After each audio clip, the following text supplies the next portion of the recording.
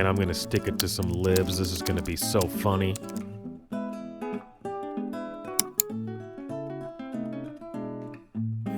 Got him. Alright, refresh. I can't wait to see the likes on this one.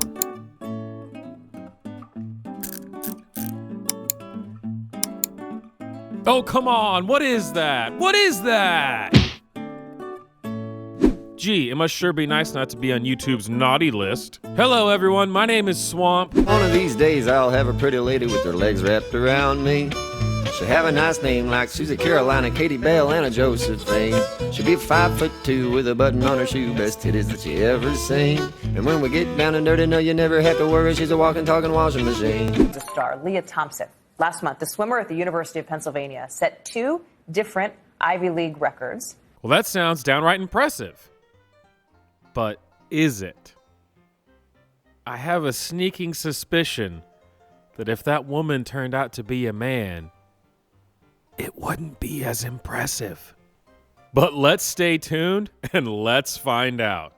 Her critics are furious, saying she shouldn't even be allowed to compete. That's because Leah Thomas is transgender and at the epicenter of this culture war, you could call it.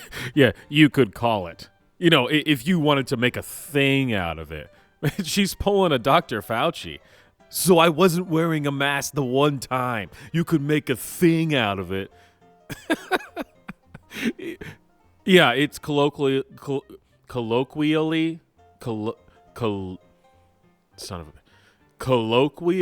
known as the culture war. Yes, you would be correct. Tomorrow is her final home meet of the season. She'll face off against Dartmouth and Yale. Honest question, seriously. Let me know in the comments. Should news media, should news use preferred pronouns? I mean, that's like calling January 6th an insurrection. I mean, it's not, it's not quite there. You could call it that, and you're certainly allowed to call it that, but is it real journalism to call it that? Is it real news? I mean, I don't know. I mean, you tell me. Tomorrow is her final home meet of the season. She'll face off against Dartmouth and Yale. Both Penn Athletics and the Ivy League have put out statements supporting Leah.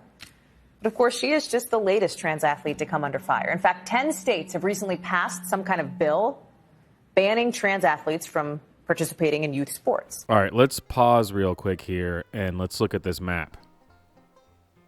Okay, yeah, I mean, those are some pretty cool states. I mean, I like those states. Now, let's just really quickly look and see from Zillow where people have been mostly moving to recently. Oh, hey. Would you look at that? Far be it from me to draw any conclusions from this. But it could possibly seem that maybe one opinion is a little bit more popular than the other. You might remember trans runner Cece Telfer was deemed ineligible to compete at the U.S. Olympic trials over the summer. And I'm getting the feeling that you want me to be upset about this. Could this be that which should not be named? Mass formation psychosis.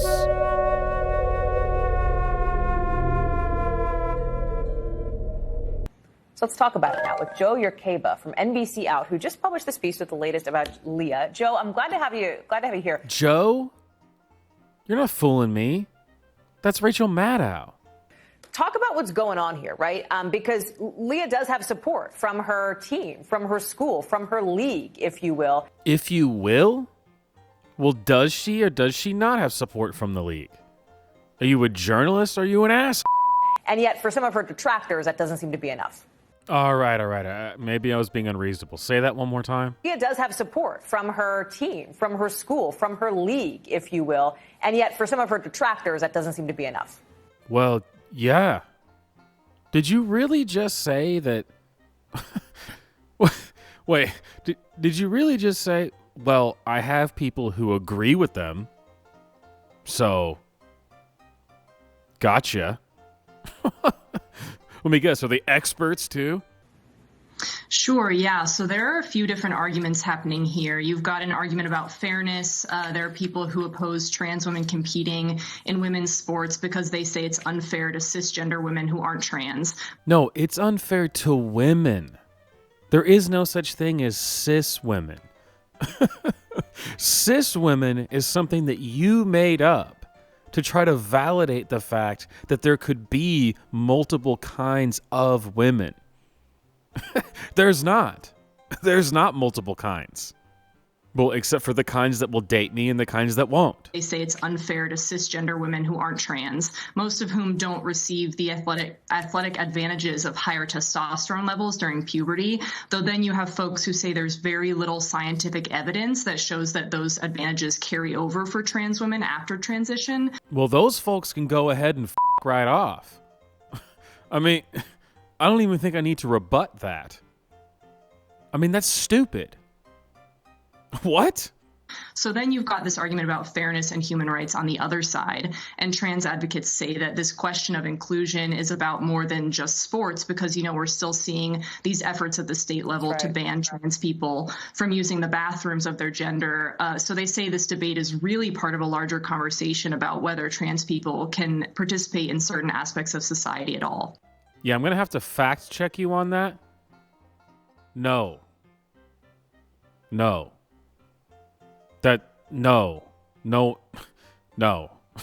Oh, there was so much in there that was just, no. Stop it. Listen, I'm listening to what you're saying, okay? And I'm disagreeing with it. Then you come back at me with this BS about, well, actually, what they're saying is it's a larger discussion about whether or not they should be allowed to be involved in society at all. What? No, it's not. We're talking about sports. You have a biological advantage. It's not fair. I don't give a crap what you do every day. No. How did you take something about sports? You always do. This is always the case. They always go, yes, well, actually, human rights, you're denying my existence. No, I know you exist. I just want you to f*** off over there and leave me alone. You don't want to hang out with me either. Don't pretend like you do. Talk about how the NCAA is handling this. Yeah, so the NCAA released a handbook with guidance for trans athletes back in 2011. And it says that trans women must complete 1 year of testosterone suppression treatment before they can compete on a women's team. And Leah had completed 2.5 years by the time she began competing. So the University of Pennsylvania pointed out that, she's exceeded the NCAA protocols here. Oh, well, since we all agree that the NCAA protocols are perfect, then I guess I was wrong. You talked about this is a bigger issue sort of systemically in this country. And we said it earlier. There's 10 states that have laws that ban trans youth from participating in some of their sports. Oh, man. I really thought I had some good arguments. But then they said it was systemic? That's just like racism, you guys. Racism is systemic. Oh, man. Not systemic. Next thing you know, it'll be institutionalized. Oh, man. Even though the institutions seem to agree with them, it's the other systemic institutions. Man. This is an issue that I think I've covered in my course of reporting here at NBC News and talked to young trans athletes. I spoke with one just recently. It's troublesome, I think, for some of these families who have kids who want to compete and who are not being allowed to. Right. Yeah, no, definitely. And the legislation is really sweeping. So it applies to public K through 12 schools and colleges. And, some even applies to private schools, too. And these are total bans, though their supporters would argue, that they allow trans students to compete on the team of their birth sex. But, like you mentioned trans student athletes, they say that doesn't really make sense to them because for a trans girl, for example, she's a girl in her everyday life and everyone at school knows her as a girl. So this legislation is really troubling for them. Joe Yerkeba, thank you so much for being with us tonight. Thank you. Oh, yes. Thank you, Joe. That was very, very insightful. This also might be upsetting and I'm just spitballing here, this also might be upsetting for the women and the teenage girls, right? Who also would like a fair shot at competing. Because there's this thing, biology. Oh, God, it's testosterone tends to make you stronger. I know it's weird, but is it that weird? Because, interestingly enough, this trans woman who won, who broke all these records, did actually just recently lose. Fairly badly, from what I understand. And they lost against a transgender man. Now, some would say this means that juicing up,